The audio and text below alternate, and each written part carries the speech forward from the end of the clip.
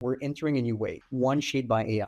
Users will expect seamless, conversational, and proactive AI experiences to accomplish their tasks, from clicking to conversing. Instead of learning multiple different products and interfaces to achieve one result, you can just ask, show pressure anomalies on line B, and get the result much faster. Instead of going to a 155 pages technical document about a specific forklift, you can just index it in your agent, and the agent will be able to tell you all about it and move you forward, creating those work procedures, or even just teach you how to do the repair. We want our maintenance experts to do what they're good at, maintenance. That's their expertise, not spending time doing administrative work.